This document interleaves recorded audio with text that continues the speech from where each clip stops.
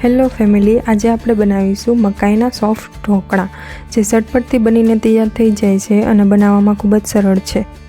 તો ચાલો આપણે બનાવીએ. હવે આપણે તેના માટે આદુ, મરચાં, લસણ લેવાના છે. તો લસણ ન ખાતા હોય તો તે ઓપ્શનલ છે. પછી અહીંયા મેં એક મકાઈ લીધી છે. હવે આપણે તેને ગ્રાઇન્ડ કરવાનું છે. અધકચરું ગ્રાઇન્ડ કરવાનું છે, સાવ પીસી નથી લેવાનું.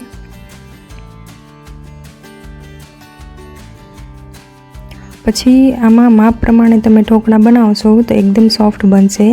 1 કપ રવો લીધો છે, તે જ કપનું માપ લેવાનું છે. 1 કપ ચણાનો લોટ લેવાનો છે. પછી તેમાં આપણે પીસેલી મકાઈ નાખીશું.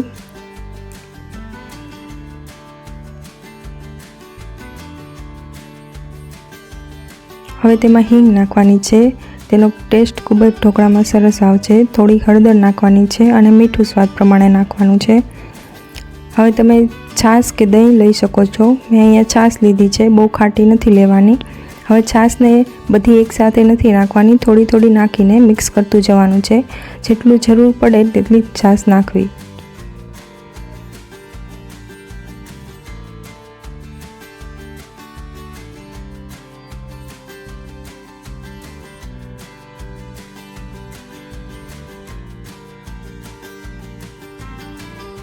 હવે આપણે તેને સ્ટીમ કરીશું.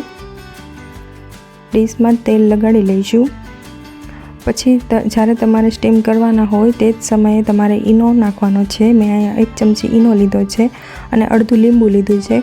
પછી તેને મિક્સ કરીને તરત જ સ્ટીમ કરવા મૂકી દેવું. તમે ખાવાનો સોડા પણ લઈ શકો છો, પણ ઇન્સ્ટન્ટ ઢોકળા માટે ઈનો બેસ્ટ છે. એકદમ સોફ્ટ ઢોકળા બનશે.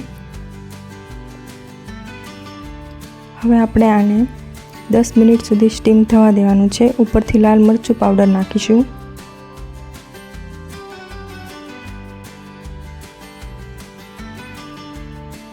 હવે 10 મિનિટ સુધી સ્ટીમ થવા દઈશું.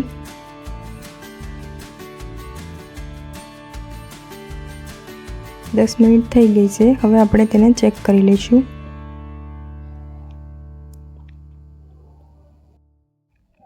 જોઈ શકો છો, એકદમ તૈયાર થઈ ગયા છે. ઠંડો થઈ જાય પછી આપણે તેને કટ કરી લઈશું.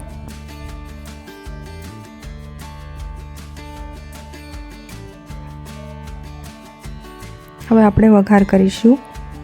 1 ચમચી તેલ લીધું છે, તેમાં રાઈ, જીરું, હિંગ અને મીઠો લીમડો લીધો છે. તમે તલ પણ નાખી શકો છો.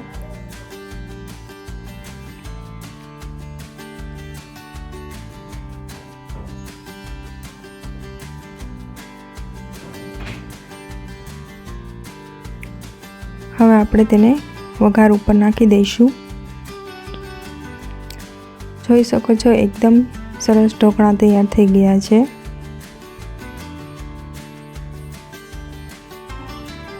હવે આપણે ગરમા ગરમ સર્વ કરીશું. આ ઢોકળા ઠંડા પણ સરસ લાગે છે. હવે તેને આપણે કેચઅપ સાથે, ગ્રીન ચટણી સાથે પણ સર્વ કરી શકીએ. જોઈ શકો છો, એકદમ સોફ્ટ સ્પોન્જી ઢોકળા તૈયાર થઈ ગયા છે.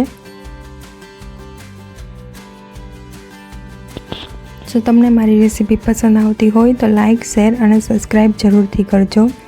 નવી રેસીપી માટે પ્રેસ ધ બેલ આઇકન.